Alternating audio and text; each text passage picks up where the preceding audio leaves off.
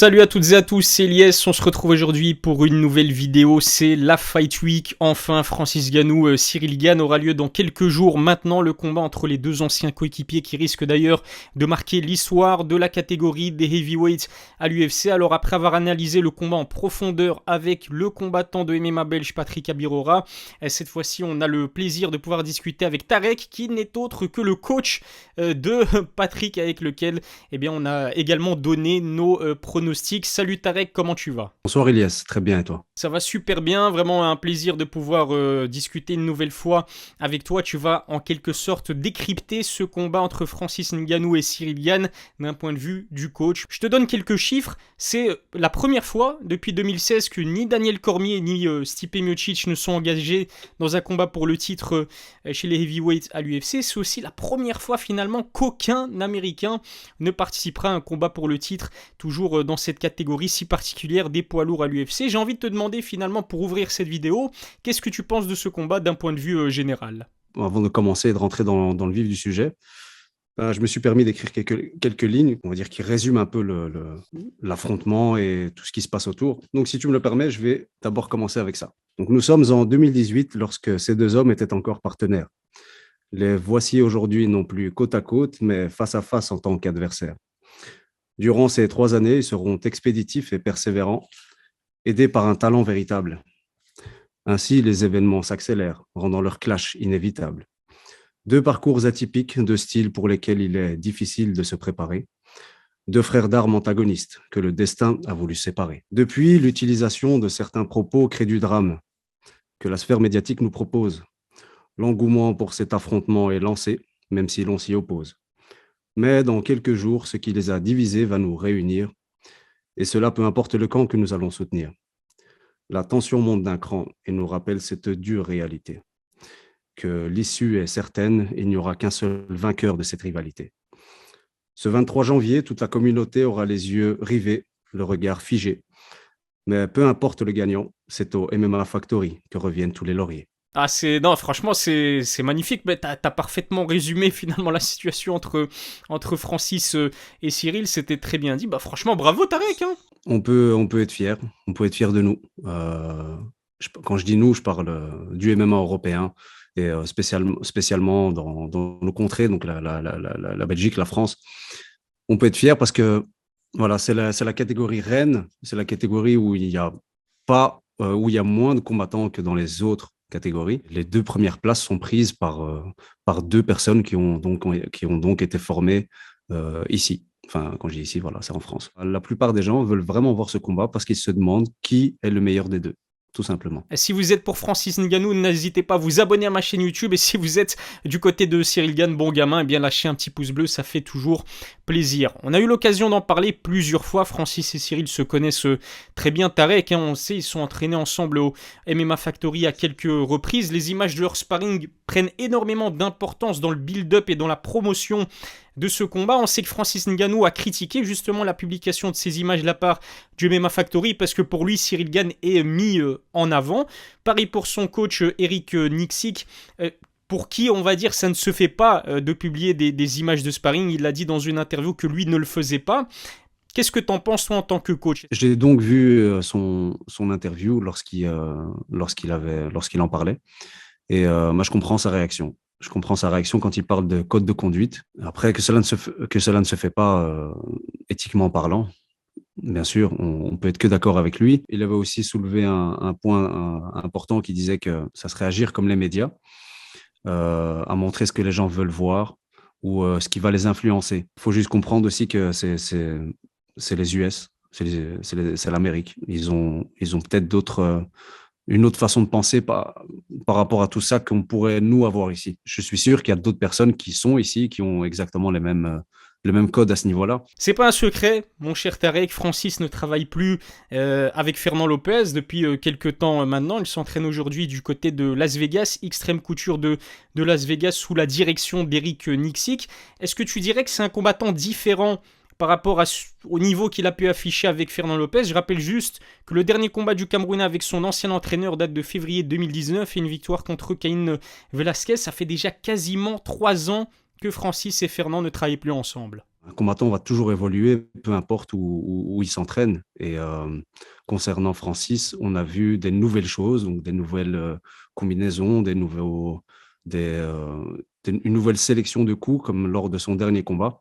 Mais ce qui est un peu compliqué avec Francis, c'est que comme il finit assez rapidement ses combats, on n'a pas vraiment le temps de voir sa progression qu'il a pu avoir durant ses camps.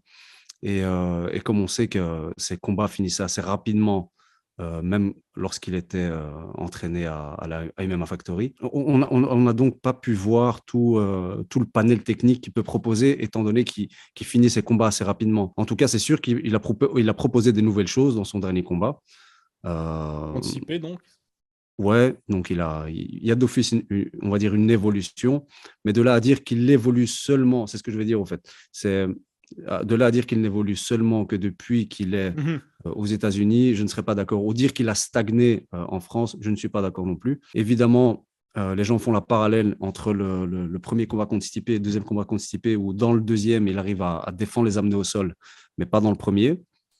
Il faut noter aussi que dans le premier, euh, sa gestion, sa gestion mentale n'était pas la même. Il se sent bien là où il est aujourd'hui.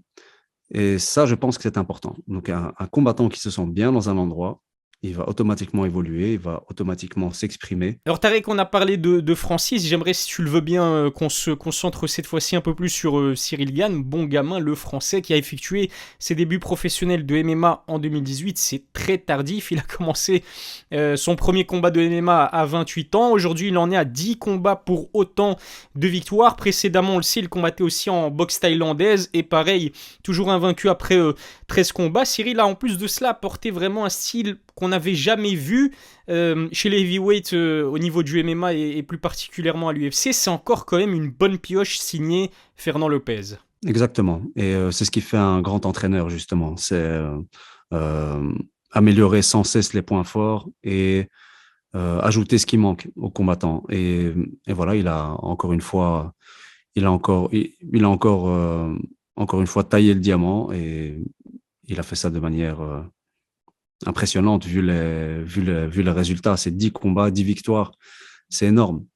C'est énorme, surtout dans ces catégories où tout peut arriver. Évidemment, le fight IQ de Cyril y est pour beaucoup. Et il travaille énormément là-dessus. Je pense que Fernand a assez de moyens, assez de connaissances que pour le stimuler à ce niveau-là, que, qu'il évolue sans cesse. Je le vois évoluer de combat en combat, même si dans les derniers combats, il a combattu avec le même style. Si tu vois par exemple contre Volkov et contre Lewis, même si c'est deux physiques différents en face de lui, il a combattu de la même manière, il a su imposer son jeu, il a su rentrer ses coups qui place au final avec tout le monde. C'est incroyable. La probabilité pour que les deux, finalement, les deux combattants les plus dangereux du monde viennent de la même salle, ont été formés dans la même salle. Il faut tirer notre chapeau, non seulement à MMA Factory, mais également à Fernand Lopez. Alors on le sait, Cyril Gane, il est devenu champion intérimaire de la catégorie en surclassant d'Eric Lewis. Ça a eu lieu en août 2021, c'est quand même relativement récent. C'est une victoire qui lui a donné donc le droit de décrocher un title shot face à son ancien coéquipier du MMA Factory. Le Camerounais, à chacune de ses interviews, eh bien, il a l'occasion de finalement remettre en question la légitimité de cette ceinture intérimaire. Pour lui, il le dit clairement, elle n'a absolument aucune valeur. C'est quoi ton avis à ce sujet ? Je pense pas que Cyril lui-même donne de la valeur enfin de la valeur, enfin s'estime lui-même champion en ayant cette ceinture. Il le dit clairement, il sera champion que quand il battra le champion. Et c'est exactement la mentalité qu'il faut avoir juste avant un combat comme celui-ci. C'est clair que c'est pas quelqu'un qui va se reposer sur ce qu'il a acquis. D'un point de vue marketing, c'est toujours bien parce que voilà, c'est unifier le titre. Je comprends Francis qui dit évidemment que voilà, faire un titre intérimaire quand il vient juste d'être champion, bah, c'est un peu ridicule, ça n'a pas de sens. En parlant du prédateur, eh bien tu le sais, lui et Fernand Lopez s'envoient des pics depuis plusieurs mois maintenant, si ce n'est pas plusieurs années, dès qu'ils en ont l'occasion. On sait que l'ancien coach du Camerounais, par exemple, déclaré il y a quelques semaines que Cyril Gane avait mis Francis Ngannou au tapis sur un body shot avec un coup de genou, toujours en rapport avec ces fameuses images de sparring qui ont vraiment fait énormément parler d'elle. Pour moi, ça ressemble à une tentative de déstabilisation de la part de Fernand Lopez. Est-ce qu'il a raison de s'y prendre de cette façon et est-ce qu'on risque aussi de le voir faire pareil pendant le combat en sachant que Fernand a une voix qui porte énormément? Je pense que c'est une stratégie à double tranchant. Ça peut soit lui faire perdre ses moyens ou soit décupler sa motivation avant et sa détermination pendant le combat. On a vu ça plusieurs fois dans la carrière de GSP. Donc, on a pu voir que les gars essayent absolument de rentrer dans sa tête avec du trash talking, avec de l'intimidation, et que ça n'a jamais vraiment marché et que lui-même disait que ça le motivait encore plus. Je reviens sur le combat entre Dillashaw et Cody Garbrandt. Cody. Lors du premier round, donc Cody met un knockdown à quelques secondes de la fin et Dillashaw se relève et tu as le coin adverse qui commence à le chauffer. Il commence donc à lui dire qu'il est fini, que c'est fini pour lui, que tout ça et tout. Bah là, justement, on a eu cet effet-là dont je parlais juste avant, qui peut être qu'on pense mettre à notre avantage, mais qui risque de nuire justement au résultat de son propre combattant. Donc, comme on a pu le voir, c'est ce qui a décuplé sa détermination pendant. Et c'est ce qui a fait en sorte que Dillashaw, justement, puisse revenir dans le combat suivant. Et lui-même, il disait qu'il sentait qu'il était sonné, qu'il était un peu perdu et que ces paroles-là l'ont boosté, lui ont rappelé l'importance de ce combat. C'est des éléments qui sont déterminants au résultat d'un combat. Donc, il faut rester vigilant et avec ce genre de choses surtout quand on sait la capacité de finir un combat du côté de Francis. Tarek, j'en profite encore pour te remercier une nouvelle fois d'avoir répondu à mes questions. Je te souhaite bien de passer une bonne soirée. On aura l'occasion bien sûr de discuter avant ce combat historique qui, je le rappelle, aura lieu dans la nuit de samedi 22 à dimanche 23 janvier, horaire de Californie, donc ce sera à partir de 4h du matin. N'hésitez pas aussi à nous donner vos propres pronostics en commentaire, c'est toujours important. Prends soin de toi.